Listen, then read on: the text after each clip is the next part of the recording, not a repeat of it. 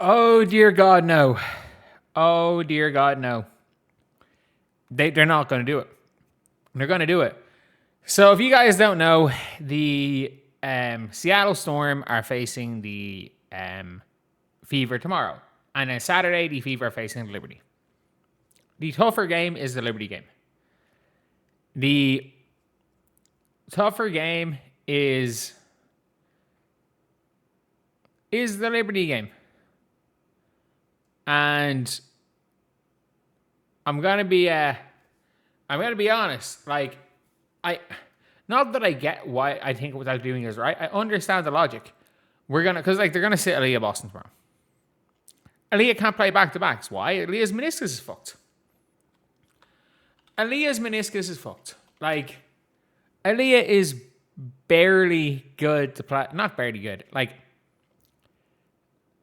my guess is, considering how long she was out and not playing back to backs, that the reason why she hasn't signed up for Project B is because she's and by the way, like, Candace Parker's running Project B. There's no way she would not be playing in Project B. I think she's probably going to use the off season to get surgery on the knee. That would be my assumption, that she's not going to play any off season ball this year. She didn't after rookie year, and in fairness, didn't come back great in her sophomore year. I wish I could say Aaliyah was unbelievable at the start of the year. She wasn't. But that wasn't all her fault. As far as I'm aware, she came out after her rookie year as this back down point guard, and she bulked up a lot coming into her sophomore year. And then suddenly Caitlin Clark's on her team and they couldn't play with each other. And she had to adapt. But yeah, look, it is what it is. However, this is incredibly risky.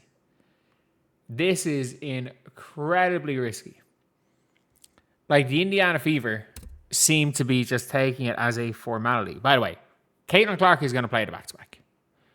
She said she is. She says thinks she's good to go. And she's sick of minutes restrictions. I think she's going to play the back-to-back. I think she's going to play the Liberty.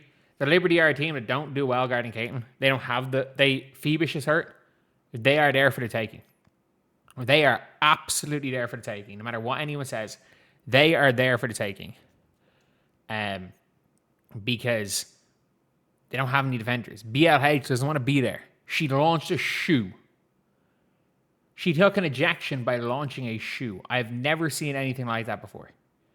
She gladly took an ejection because she fucked a shoe in the direction of another player.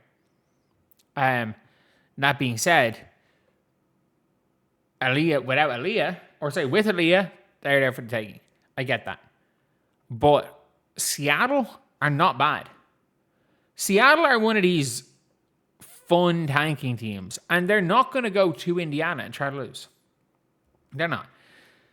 The Seattle Storm realistically are allowed to win 10 games. They're allowed to win 10 games, and I just want to see where they are in Tankathon.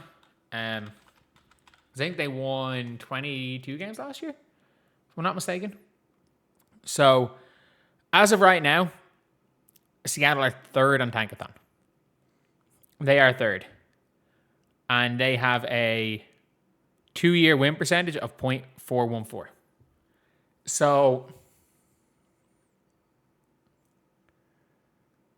basically, they're 29 and 41. So they won 23 games last year. They need to be under 0.4. So my guess is that Portland and Toronto are probably going to end up on 18 wins, 16 to 18 wins, and they're realistically, you got to end up at least, you got 12 wins then, but 10 or under and you're good. 10 or under and you are good. And the fact is that there's potential. The Sky won't catch up enough.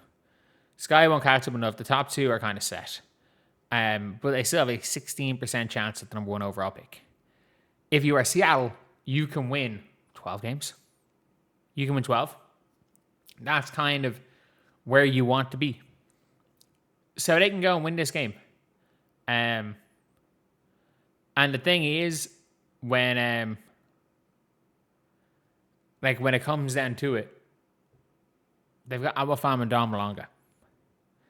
Like, MHA hasn't played in 2 games. Is she going to come in as a starter or is KK? KK can't guard either of them. Dom Malonga is going to just pump fake KK out of her boots. Like, we saw yesterday what Salon and Caitlin Chen did to KK Timpson because they played with KK. They know her deficiencies, they know her weaknesses, and they know why she couldn't see the floor for USK. The 2 of them were good players on a team that KK couldn't see the floor. They know why. They know all of her deficiencies. Awafam's played in the EuroLeague. I think, she didn't play USK. She's just going to start throwing up pump fakes. KK's going to jump at them all and it's going to be layups. And then suddenly Malonga? How the fuck are we meant to guard Malonga? Not only that, who's guarding Flau'jae? Who is guarding Flau'jae Johnson? Who's guarding Heidemann? Who is guarding Heidemann? Like, genuinely, who is guarding Natisha Heidemann? Because I don't know. I really don't know. Like, is Caitlin Clark guarding... she's probably guarding Jade Melbourne. Is she guarding Heidemann? I don't know. That's all I'm going to say is, I don't know. I think in general, the Fever are in a rough spot tomorrow. And it's like, we probably need Caitlin and Kelsey to combine for 50 to win this game. Because, like, I genuinely don't think that, like, Sophie's going to have to come back down to earth at some stage. Mo Billings, I don't think, is good enough to compete with their bigs. We're going to lose the bigs battle. So now I'm like, I don't really know what's going to happen to the guards.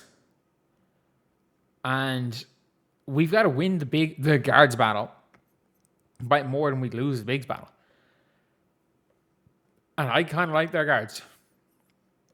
Not only that, we're in this weird situation where the team and players are, I don't want to say revolting against each other, but like, there is, I hate saying this, we all know what the best lineup for the Fever is, and unfortunately, it is Caitlin Clark, it's Kelsey Mitchell, Ty Harris, Lexi Hull,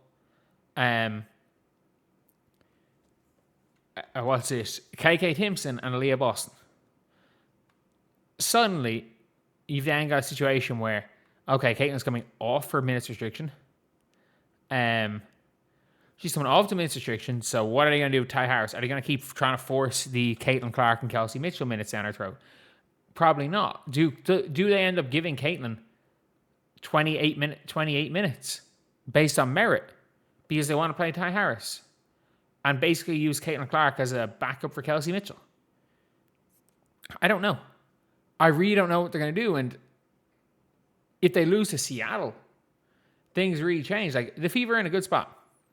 The Fever are 14-10. They're going to make the playoffs. Like, there is a big gap between 8 and 9. Like, they're not going to not make the playoffs. The Mystics, the top 8 are pretty set. But if somehow the Indiana Fever go 0 for 2, if they go 0 for 2 and suddenly they're 14-12, and you haven't played the Lynx yet, and if suddenly Kelsey Plum comes back, you're in a position where it's like, I really don't, it's a tough one. Because again, you got to be above 500 coming into All-Star break. You just have to. Like, Connecticut are not an easy team to beat, especially in Connecticut. You're then playing Seattle in Seattle. Like, you have winnable games. But then you go and face the Lynx. And it's like, especially the Lynx are fighting for seeding at the end of the year with feedback. It's going to be a tough one. It's going to be a really tough one. And the last thing you want and the worst spot you can be is the 8th seed not make the playoffs. And I'm worried the Fever are going to be in that 6, 7, 8 range by the end of the year. And the Fever are 6 right now. So the Fever, yeah, they're 6 right now. They're tied with the Atlanta Dream. And the thing is like, again, you want to be in that 4 or 5 fighting for home court advantage. Because if you fall into that 6, 7, 8 range, you're facing a team that's going to be better than you. Unless somehow they look into getting 6, 7, 8 and facing the Aces, who they should beat. It's going to be rough in the playoffs. And then, I don't know. Look, they go 2 for 2 here. We're not having this conversation. But I'm just so scared trying to guard Malonga and Awafam without Aaliyah.